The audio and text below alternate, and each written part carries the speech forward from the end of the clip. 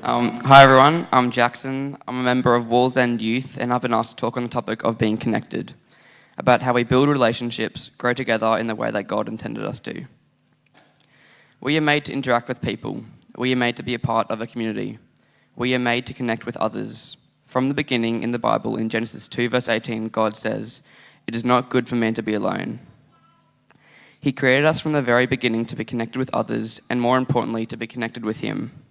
There are verses in the Bible that help guide us on how to implement these concepts into our lives. I'm going to share with you what I believe are 3 pillars or key points that we need to acknowledge in order to understand how to best connect with others and strengthen a community. Point 1.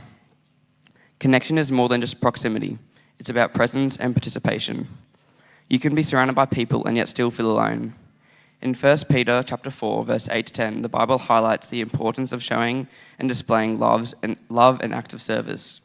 It states, "Most important of all, continue to show deep love for each other, for love covers a multitude of sin. Cheerfully share your home with those who need a meal or a place to stay.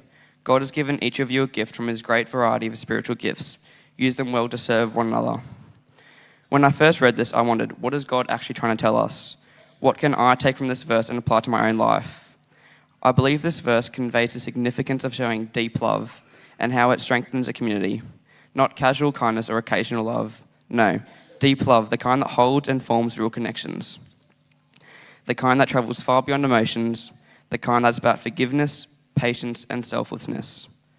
Furthermore, the verse educates us on how we need to share our gifts given by God to help others and serve one another. It demonstrates how we have been given these gifts by God, not just to be a part of a community, but to be in a community, actively serving each other. Point 2, there is wisdom in partnership. Everyone needs the help of others. Faith was never intended to be a solo journey. Ecclesiastes chapter 4, verses 9 to 10 explains how 2 people are better off than one, for they can help each other succeed. If one person falls, the other can reach out and help. What stood out to me in this verse is the fact that life becomes far much easier and works better when we walk alongside others. When we help others and invite others to help us, a true connection is formed, which allows people to thrive, grow, and build on their faith. God has created us to lift each other up and support each other. Whether it is to celebrate wins or share burdens, it is important that people are there for each other. We need to remember the importance of relationships, teamwork, and community. We are wise to work together, and there is no problem or shame in getting help from others. God values that kind of wisdom. To seek advice from others is encouraged in Proverbs 19 verse 20, as it says, "Get all the advice and instruction you can, so you will be wise the rest of your life." It shows humility and strength when we seek help, not weakness. It reflects a heart that's willing to grow and learn, which ultimately strengthens the individual and the community.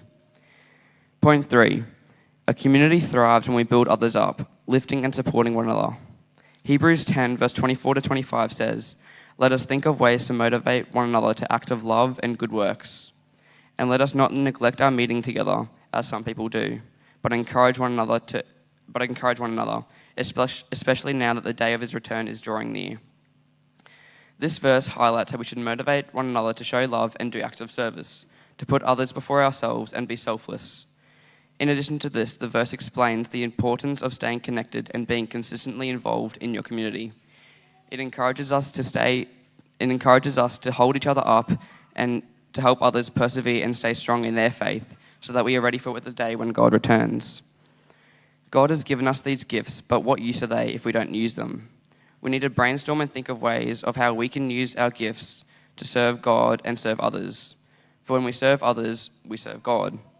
Take a moment to introspect, to look into your gift and how you may use that to elevate your community and support others around you. But now, what can we take from all this? These 3 points help us to understand and how to develop and deepen connections, leading to a strong and effervescent community. Sure, you can be a part of a community, but sometimes you have to think about how to be in a community, how to actually step into serving and make a difference. As I wrote this, I looked into these verses. I began to reflect on if I am connecting with others and strengthening the communities I am in. In church, am I just attending or am I getting involved in other roles? In Pathfinders, am I just looking out for myself, offering help and advice to the younger Pathfinders?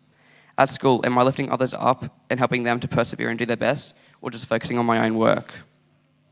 We are made to have interactions every day, but it's up to us how we use those interactions to make a positive outcome, strengthen our character, and build our faith. In doing so, we reflect the love God intended us to possess. Thank you.